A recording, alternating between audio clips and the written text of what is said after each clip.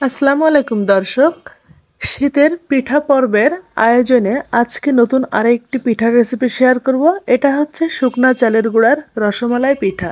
আমি গুড় এবং শুকনা চালের গুঁড়া দিয়ে এই পিঠাটা তৈরি করেছি, খেতে অসম্ভব মজার। চলুন রেসিপিটি শেয়ার করি। প্রথমে আমি ডোটা তৈরি করব, এই জন্য নিয়ে নিচ্ছি হাফ কাপ পরিমাণ পানি এবং 1/4 চা চামচ পরিমাণ লবণ। এখন অপেক্ষা করছি এই মিশ্রণটাতে একটা বলক আসা পর্যন্ত। বলক চলে এলে এর ভেতরে আমি দিয়ে দেবো শুকনো চালের গুঁড়া। বাজার থেকে কেনা যে শুকনো চালের গুঁড়া আছে সেটাও নিতে পারেন। আমি হাফ কাপ চালের গুঁড়া দিয়েছি। হাফ কাপ পানির জন্য হাফ কাপ চালের গুঁড়া দিয়েছি। এই ডোটা আমি কিছুটা শক্ত করেই তৈরি করব। নাড়তে চাড়তে যখন একদম পানিটা চুষে নিয়ে ঝুরা ঝুরা হয়ে একটা ডো তৈরি হয়ে যাবে, তখন চুলাটা আমি নিভিয়ে দেব। চুলাটা নিভিয়ে এই ডোটা আমি একটা প্লেটে নিয়ে নিচ্ছি। গরম গরম অবস্থায় ডোটা মথে নিলে ডোটা অনেক বেশি সফট হয়। ডোটা যেহেতু এখন অনেক গরম আছে, তাই একটা স্টিলের বাটি দিয়ে আমি মথে নিচ্ছি। এরপর যখন হাত সওয়া গরম হবে তখন আমি হাত দিয়ে মথে নেব। হাত দিয়ে বাটি থেকে ডোটা ছাড়িয়ে নিচ্ছি। এরপর এখন আমি দিয়ে দিচ্ছি 1 চা চামচ পরিমাণ ঘি। ঘিটা জমে আছে, হাত দিয়ে একটু এইভাবে গলিয়ে নিচ্ছি। গরম ডোয়ের সাথে মিশালে ঘিটা এমনিতেই গলে যাবে। আমি এইরকম একটু চটকে নিচ্ছি। এরপর একটু ময়ান দিয়ে নেব। আমি অল্প করে তৈরি করছি, হাফ কাপ পরিমাণ শুকনা চালের গুঁড়ার। আপনারা চাইলে পরিমাণটা কিন্তু আরও বাড়িয়ে নিতে পারেন, সেক্ষেত্রে সব কিছু পরিমাণই বাড়িয়ে নিতে হবে। ডোটা আমার মথে নেওয়া হয়ে গেছে, আমি বেশ স্মুথ করে মথে নিয়েছি। এখন হাতে একটু ঘি লাগিয়ে নিচ্ছি। এরপর পিঠার শেপগুলো দিয়ে দিচ্ছি। এটা আমি একদম রসমালাইয়ের শেপ দিয়ে তৈরি করছি, চাইলে আপনারা অন্য শেপ দিয়েও তৈরি করতে পারেন। দু হাতের তালু দিয়ে ছোট ছোট করে এই রকম লম্বা লম্বা করে তৈরি করছি।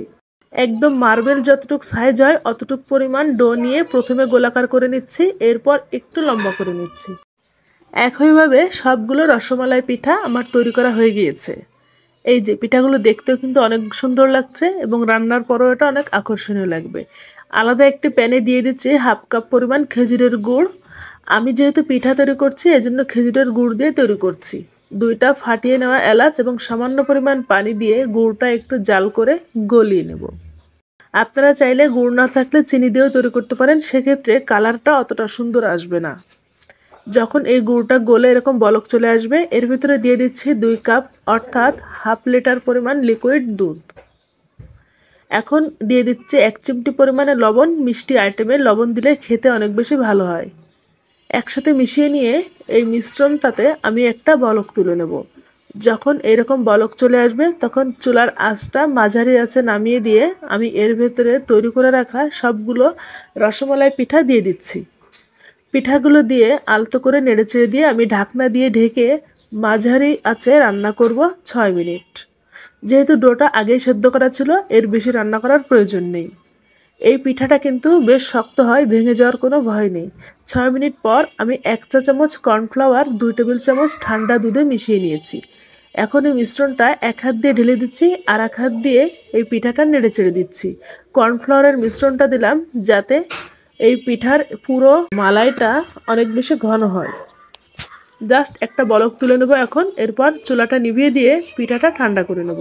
ঠান্ডা হলে এই পিঠাটার কালার আরও বেশি আকর্ষণীয়, অনেক বেশি ডিপ হয়।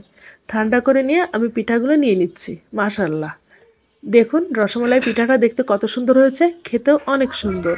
আপনারা বাসায় একবার হলেও ট্রাই করে দেখবেন, তাহলে বুঝতে পারবেন যে পিঠাটা ঠিক কত মজা।